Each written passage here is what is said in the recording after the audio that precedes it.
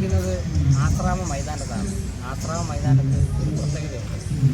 ആദ്യമായിട്ട് വിമാനം ഇറങ്ങിയത് ആശ്രാമ മൈതാനത്താണ്. അത് 1936 ആദ്യമായിട്ട് ആശ്രാമ മൈതാനത്ത് വിമാനം ഇറങ്ങിയത്.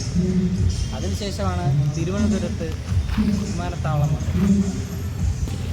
തിരുവനന്തപുരത്ത് വിമാനത്താവളത്തിൻ്റെ പ്രവർത്തനം തുടങ്ങിയതിന് ശേഷം പിന്നെ ആശ്രാമത്തെ വിമാനത്താവളത്തിന് യാതൊരു പ്രസക്തിയും ഇല്ലാതായിപ്പോയി. അതിനുശേഷം ഈ ഒഴിഞ്ഞ ഭൂമിയിൽ ഒരുപാട് ഫെസ്റ്റുകൾ നടക്കുന്നുണ്ട്. അതിലൊരു ഫെസ്റ്റാണ് ഇപ്പം നടക്കുന്ന 2ാം പിണറായി സർക്കാരിൻ്റെ എൻ്റെ കേരളം പദ്ധതിയുമായി ബന്ധപ്പെട്ട ഫെസ്റ്റ്. അപ്പം അത് നമ്മളൊന്ന് എക്സ്പ്ലോർ ചെയ്യാം. ഇതുവരെ ഞാൻ ക്യാമറയുടെ മുന്നിൽ വന്നിട്ടില്ല. പ്രത്യേകിച്ചൊരു കാര്യം പറയാൻ വേണ്ടിയാണ് വന്നത്. നിങ്ങൾ ഈ ചാനൽ സബ്സ്ക്രൈബ് ചെയ്യുക, ലൈക്ക് ചെയ്യുക, ഷെയർ ചെയ്യുക. ഓക്കെ, നമുക്കിനി പ്രദർശനത്തിലോട്ട് പോകാം. തികച്ചും ഫ്രീ ആണ്.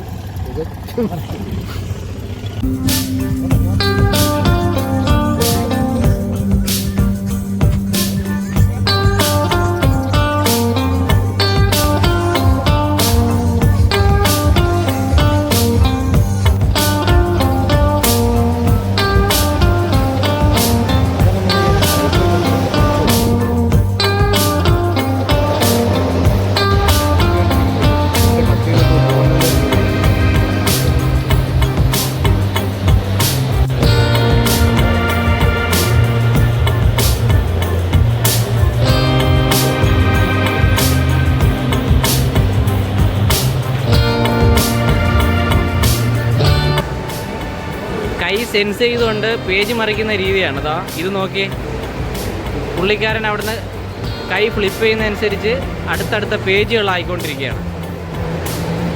ഞാൻ ആദ്യമായിട്ടാണ് ഈ സംഭവം കാണുന്നത്.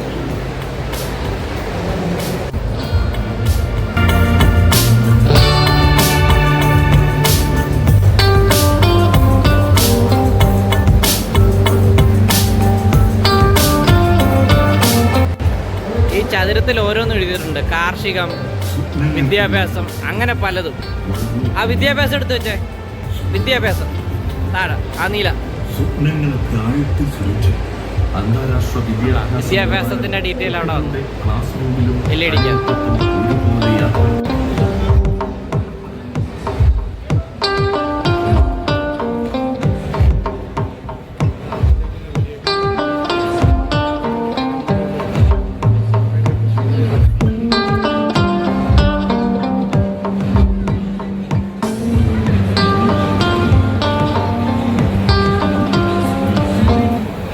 നെൽകൃഷിയും ചക്രം ചവിട്ടലും എല്ലാം അന്യം നിന്ന് പോയ കാഴ്ചയാണ്. പക്ഷേ ഇവിടെ പുനരാവിഷ്കരിച്ചിരിക്കുകയാണ് ആ ചിത്രങ്ങൾ.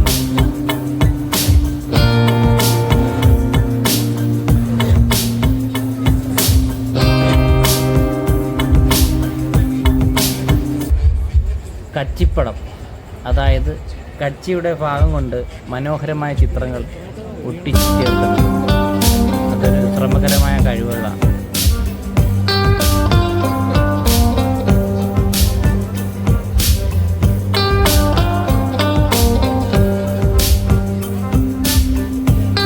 ടൂറിസം ഡിപ്പാർട്ട്മെൻറ്റിൻ്റെ പവലിയനാണ്. അതായത് നമ്മളെ കേരളത്തിൽ കാണുന്ന മലയും കുന്നും കാഴ്ചയില്ലേ, അതവിടെ ചെറിയ മിനിയേച്ചറായിട്ട് സെറ്റ് ചെയ്തിരിക്കുകയാണ്.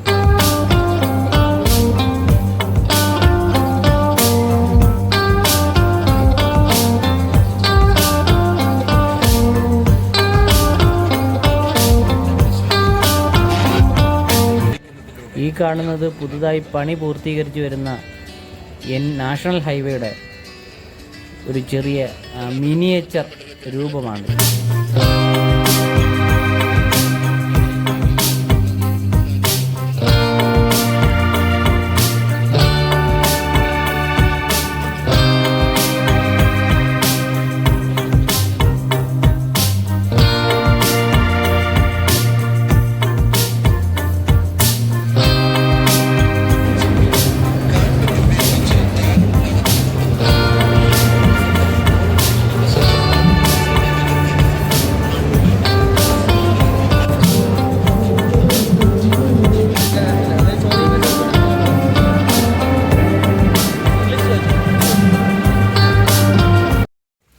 ഈ നിൽക്കുന്ന റോബോട്ടിനോട് എന്തെങ്കിലും ചോദിക്കാൻ എന്നോട് പറഞ്ഞു. ഞാൻ ചോദിച്ചു ഇന്നത്തെ കാലാവസ്ഥ എന്താണെന്ന്. റോബോട്ട് അനങ്ങുന്നില്ല. അപ്പോഴാണ് എനിക്ക് മനസ്സിലായത് 1 മുതൽ 12ാം ക്ലാസ് വരെയുള്ള കാര്യങ്ങളെക്കുറിച്ച് എന്ത് ചോദിച്ചാലും റോബോട്ട് സംസാരിക്കും. കൃഷിക്കുള്ള ഡ്രോണാണോ? കൃഷിയുടെ ആണോ? ഇതെല്ലാം കൃഷിയുടെ അല്ല.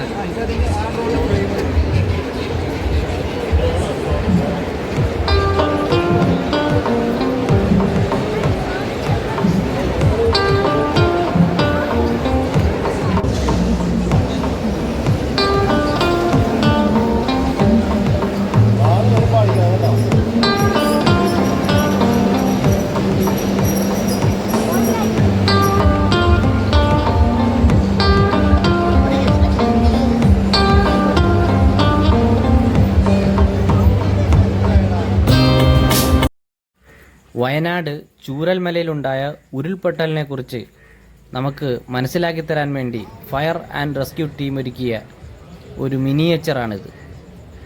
അന്ന് നേരിടേണ്ടി വന്ന പ്രശ്നങ്ങളെക്കുറിച്ചും വെള്ളച്ചാട്ടത്തെക്കുറിച്ചും അപകടത്തെക്കുറിച്ചും അതിൻ്റെ വ്യാപ്തിയെക്കുറിച്ചുമെല്ലാം അവിടെ നിന്ന് Kerala fire and rescue team അംഗം ഞങ്ങളോട് വളരെ വിശദമായി തന്നെ വിശദീകരിച്ചു.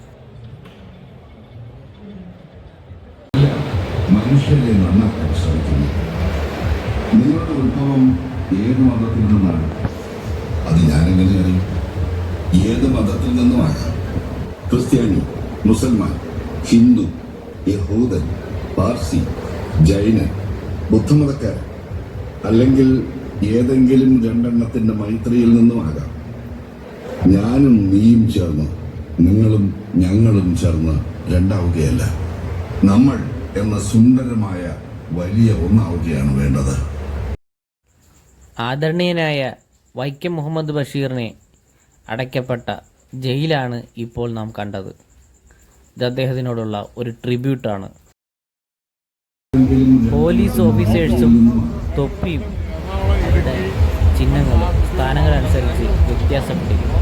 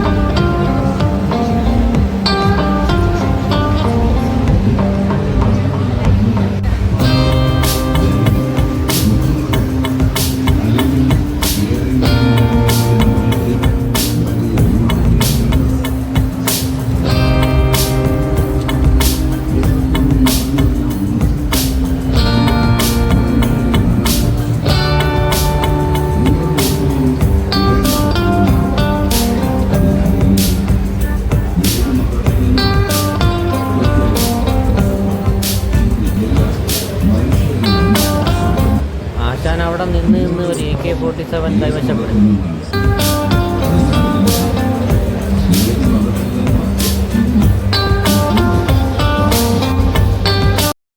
കല്ലട ജലസേചന പദ്ധതിയുടെ വളരെ ബ്യൂട്ടിഫുള്ളായ ഒരു മിനിയേച്ചർ എനിക്ക് വളരെ ഇഷ്ടപ്പെട്ടു. വളരെ ഭംഗിയായിട്ട് ചെയ്തിട്ടുണ്ട് അതെല്ലാം.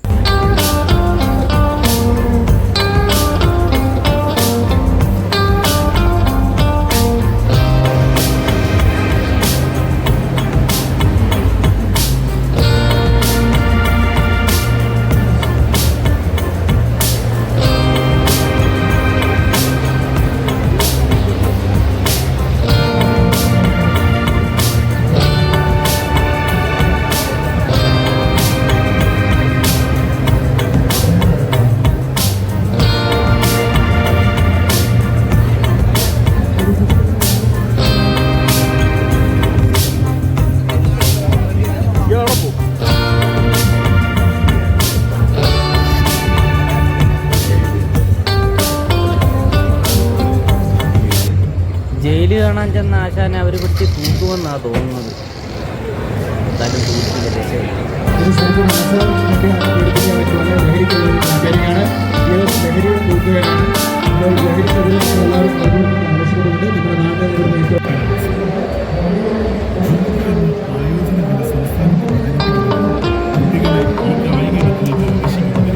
ലക്ഷ്യമിട്ടാണ് കേന്ദ്ര സർക്കാർ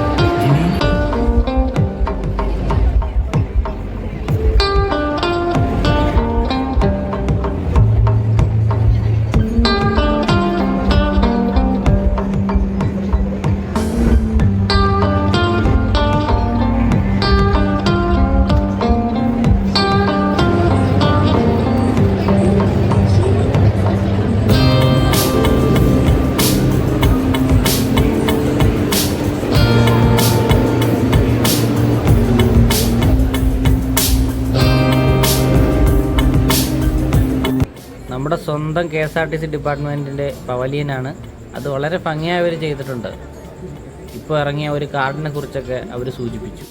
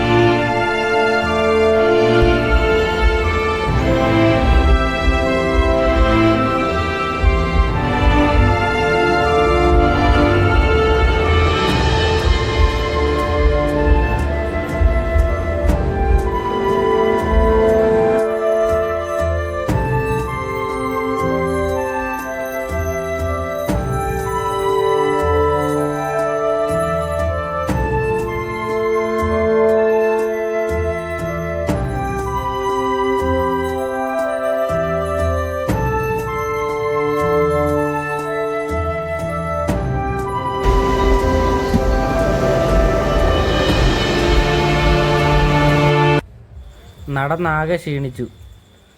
ഇനി ജയിൽ വകുപ്പിൻ്റെ ചപ്പാത്തിയും ചിക്കൻ കറിയും ചിക്കൻ ഫ്രൈയും എല്ലാം കൂടെ ആകെ 100 രൂപ ആയുള്ളൂ.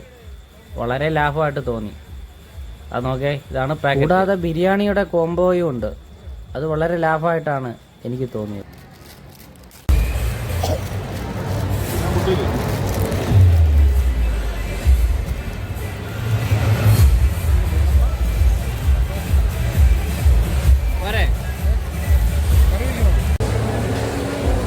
ഇത് രാത്രി DJ നടക്കേണ്ടിയുള്ള സ്റ്റേജാണ്. അപ്പോഴത്തേക്ക് ഈ സ്റ്റേജൊക്കെ സജീവമാണ്.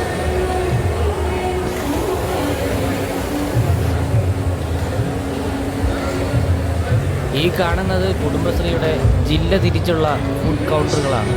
ഓരോന്നിനും ഓരോ ടേസ്റ്റാണ്.